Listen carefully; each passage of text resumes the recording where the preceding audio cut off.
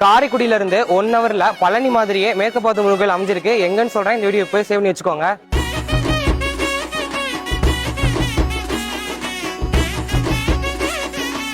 நம்ம செட்டிநாடு உலகம்பட்டியில நடக்கிற தைப்பூசம் திருவிழா பத்தி தான் சொல்ல போறேன். என்ன இந்த திருவிழா கூப்பிட்டது மீனாட்சி அக்கா தான். சுமார் 200 வருஷத்துக்கு மேல இந்த கோவில உலகம்பட்டி மக்கள் காவடி எடுத்துட்டு வராங்க. இந்த கோவிலோட ஹிஸ்டரி கேட்கையில அந்த காலத்துல முருகன் சிலைய இந்த வழியா தூக்கிட்டு வந்திருக்காங்க. அப்போ இங்க சிலைய வச்சுட்டு இலைப்பாடி இருக்காங்க. அதுக்கப்புறம் இந்த சிலையை எடுக்கும் போது அவங்களால அதை எடுக்கவே முடியலையா. அங்க சேவுகானந்த ஞானியார் என்பவர் அந்த சிலையை பராமரிச்சு முருகனுக்கு பூஜை செஞ்சு வணங்கிட்டு வந்திருக்காரு. இந்த முருகன் பழனி முருகன் மாதிரியே அதே பார்வையில உள்ளதால பழனியில கிடைக்கிற அதே பலன் இந்த கோவில்ல கிடைக்கும்னு சொல்றாங்க. இந்த முருகனை வழிபட்டு வந்த ஞானியார் இங்கேயே ஜீவ சமாதி அடைஞ்சிருக்காரு. அவருக்கும் கோவில் கட்டி வணங்கிட்டு வராங்க. இந்த ஊர்ல தைப்பூசம் அன்னைக்கு நகரத்தார்கள் எல்லாம் காவடி எடுத்துட்டு வர்றது அவ்வளவு அழகா இருக்குங்க. அதுக்கப்புறம் அவங்க பள்ளையம் போடுறது, சாமி உத்தரவு கொடுக்கறது, அந்த பள்ளைய சோறை வாங்க மக்கள் அலமோதிக்கிறதுன்னு ஒரு பெரிய நிகழ்வாவே இருந்துச்சு. ஒரு வழியா நானும் இந்த சோறை வாங்கிட்டேன். மேற்கு பார்த்த பழனி கோவில் மாதிரி உள்ள முருகனை பார்க்கணும்னு நினைச்சீங்கன்னா கண்டிப்பா பொன்னமராவதி பக்கத்துல 6 கிலோமீட்டர் லொக்கேட் ஆயிருக்க இந்த முருகன் கோவிலுக்கு வாங்க. சோ மேலும் விவரங்கள் தெரிஞ்சுக்க நம்ம வாய்ஸ் ஆஃப் நம்ம ஊர் மற்றும் வாய்ஸ் ஆஃப் சென்னை பேஜை ஃபாலோ பண்ணி வச்சுக்கோங்க.